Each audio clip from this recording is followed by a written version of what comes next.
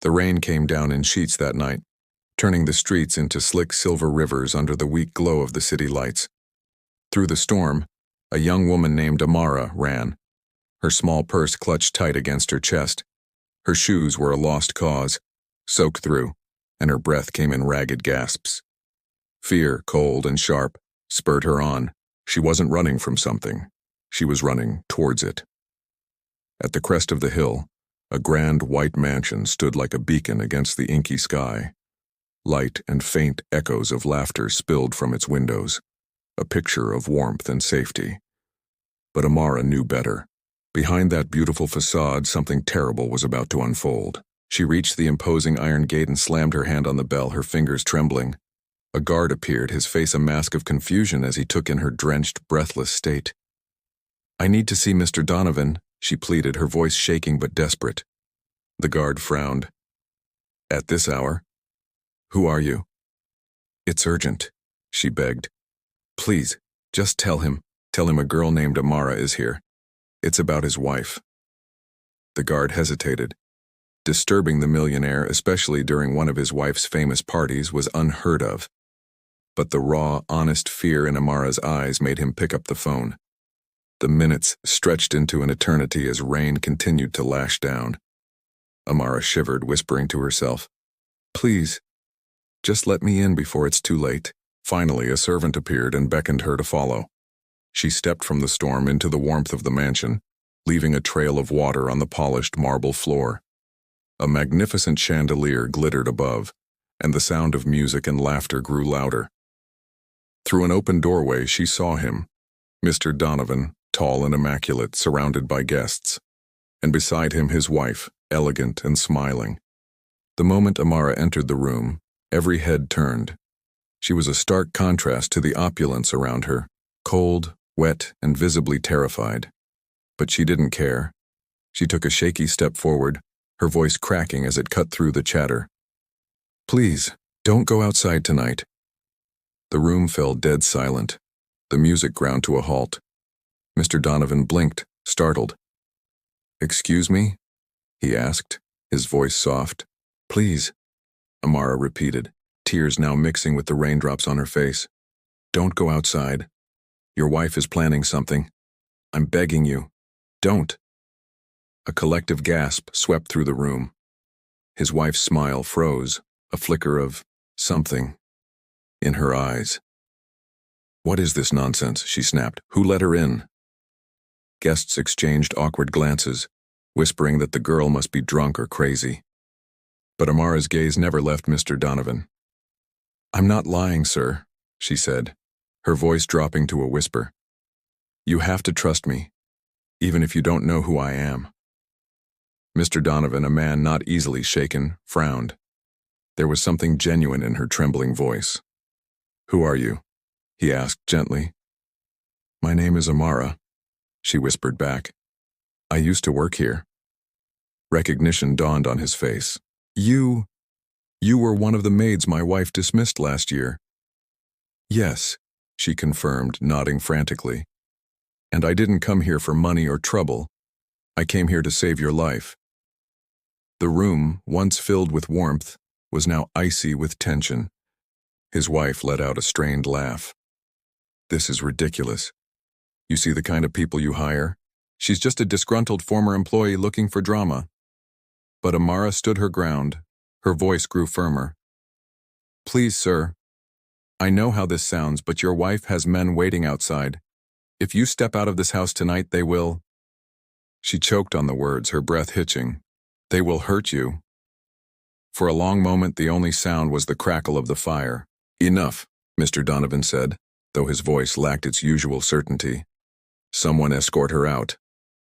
Before anyone could move, Amara took another step. "If you don't believe me," she challenged, "just look at the men outside your gate. They are not your regular security." Her words hit their mark. Donovan hesitated, then turned to his wife. "Who's on the gate tonight?" he asked, his tone calm but edged with steel. Her lips tightened. "The new team I hired," she said a little too quickly. "They're professionals." "Without telling me?" he pressed. The tension in the room was now suffocating. Amara whispered, "I'm not asking for your trust, just don't go outside, not tonight." One by one, the guests began to make their excuses, melting away into the night. Amara stood alone in the vast room, trembling from cold and fear. Finally, Mr. Donovan looked at her and said, "You'd better start from the beginning." A wave of relief washed over Amara. "Thank you," she whispered, fresh tears streaming down her cheeks. "Thank you for listening."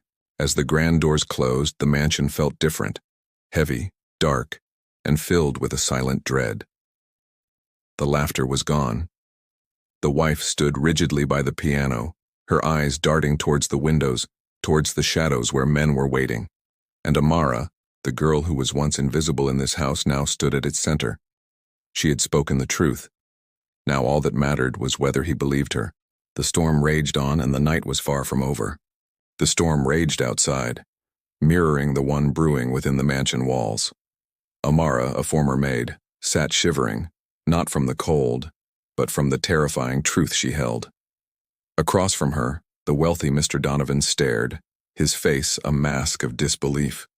His wife, however, stood with a smile that never quite reached her eyes. "Start from the beginning," Donovan said, his voice barely a whisper. Amara's voice trembled as she began.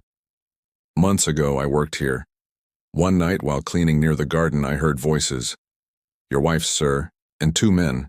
They were talking about getting things done quietly and making it look like an accident." A collective gasp filled the room. The wife scoffed. "Nonsense, she's just seeking attention." But Amara's next words hung in the air like a guillotine's blade. "Then why did you fire me the very next morning with no reason, right after I saw you through the garden glass?" The wife froze. Donovan's gaze shifted to his wife, a dawning horror in his eyes. "If this is true," Donovan asked, his voice strained, "why come back now?" Amara looked towards the rain-lashed window. "Because tonight, I saw them again. The same two men parked outside your gate. I had to warn you." Donovan's mind raced, connecting the dots, the sudden security changes, the strange new contracts his wife pushed. It all clicked into place with horrifying clarity.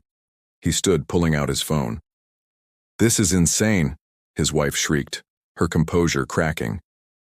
But he ignored her, his voice low and urgent as he spoke to his security chief. "Check the east fence. Now." The silence that followed was suffocating, broken only by the drumming rain. Minutes stretched into an eternity. Then, commotion erupted. The security team burst back in, drenched and breathless. "Sir, we found two armed men by the east gate. They said they were hired for a private job." The room went still. Donovan turned slowly, his face ashen, to face his wife. "This must be a mistake," she stammered, but the lie was plain on her face. "You plan to kill me?" Donovan's voice cracked. Her perfect facade crumbled, replaced by the ugly truth of her greed. "I had no choice," she cried. "The money, the will, you were going to change everything." As police sirens grew closer, Donovan turned away, shattered by the betrayal. His wife was led away in handcuffs, her calculated cruelty exposed for all to see. When the chaos subsided, Donovan looked at Amara, his voice thick with emotion. "You saved my life." Amara, the quiet maid everyone had overlooked, simply replied, "I only did what was right." As dawn broke, painting the sky with new light, Donovan turned to her as she was about to leave. "Wait," he said softly. "You don't have to run anymore. You're safe here." A small, genuine smile finally touched Amara's lips. It was a stark reminder that true courage often comes from the most unexpected places. The morning light crept slowly over the mansion's tall windows, painting the marble floors in shades of gold. The storm had passed, but the air inside still felt heavy, like it was holding its breath. The chaos of the night was over, yet the silence that followed was somehow louder than thunder. In the guest room, Amara sat on the edge of a chair, her eyes red from crying. She hadn't slept. Every time she closed her eyes, the flashing police lights, the shocked faces, and the broken look on Mr. Donovan's face as his wife confessed replayed in her mind. She had come here to save his life, but she never imagined she would completely shatter his world in the process. Downstairs, Mr. Donovan stood alone in his study. Papers were scattered across his desk, but his mind was miles away. He had built everything, his business, his fortune, his marriage, on a foundation of trust. And now, that foundation was gone. The woman he once believed would die for him had tried to kill him instead. The butler entered the room quietly. "Sir," he said softly, "the police have taken her to the city station. They said she confessed to everything." Donovan just nodded slowly. "Everything," he repeated, his voice hollow and distant. "Money, inheritance, power. It was all she ever wanted." He turned toward the window, his gaze lost in the garden still wet from the storm. Leaves glistened with drops of water.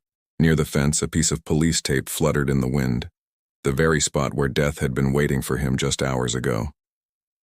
He closed his eyes. If that girl hadn't come, he whispered to himself. At that moment, Amara appeared in the doorway. She looked nervous, unsure if she should interrupt. "Sir," she said softly, "I just wanted to say thank you for believing me." Donovan turned, a faint, sad smile breaking through his grief.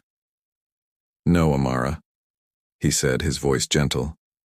"I should be the one thanking you. You risked everything to save a man who once didn't even notice you." Her eyes filled with tears. "I didn't do it for thanks. I did it because it was the right thing to do. I couldn't just stay quiet knowing someone's life was in danger." He nodded, really looking at her face for the first time. The same face he had probably passed dozens of times when she worked in his house, never giving her a second thought. And yet, this same young woman had seen the danger that no one else did. "I used to think kindness only came from those closest to us," he said quietly, "but now I know.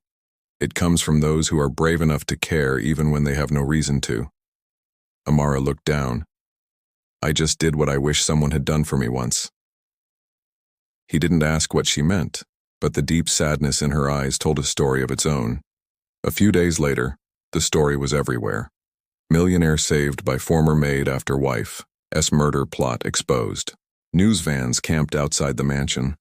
Reporters clamored for interviews. Everyone wanted to praise Amara for her bravery. But she didn't stay for the attention. She gave her statement to the police, and then quietly packed her things to leave the city. Donovan found her standing by the gate right where it had all begun. "You're leaving?" he asked. She offered a gentle smile. "I don't belong in this world of money and power. I just want some peace, maybe somewhere small, where I can start over." He looked at her thoughtfully. "You could stay, work here again, not as a maid, but as part of my team. I could help you build that new life." She hesitated, then shook her head. "You already helped me, sir. You listened. That's more than most people ever did for me." For a moment, neither of them spoke. The morning sun warmed the garden, drying the last drops of rain. Then, Amara turned to leave. As she walked down the long road, Donovan stood by the gate, watching her go. The image of her small figure disappearing into the sunrise stayed with him, a powerful reminder of truth, courage, and grace. In the days that followed, he made big changes. He dissolved old business partnerships, sold his wife's shares, and started a charity fund in Amara's name, the Amara Trust Foundation, created to help young women rebuild their lives after hardship. Whenever reporters asked him why, he simply said, "Because once a girl no one listened to saved my life." Months later, a letter arrived for him with no return address. Inside it read, "I hope you have finally found peace. I'm doing well now, working at a small clinic helping others. The world feels kinder, and I believe goodness always finds its way back, even if it takes time. Thank you for believing in me when no one else did." Donovan smiled for the first time in months. He placed the letter inside a frame on his desk. Beneath it, he put a small note he wrote for himself. "Trust can be broken by lies, but faith can be restored by courage." Outside, the mansion was quiet again. No fear, no storm. Only sunlight and the sound of the wind brushing through the trees. And somewhere far away, Amara walked down a new street in a new town, carrying nothing but hope and the memory of one night when her voice, shaking and frightened but brave, had saved a man's life and changed two worlds forever.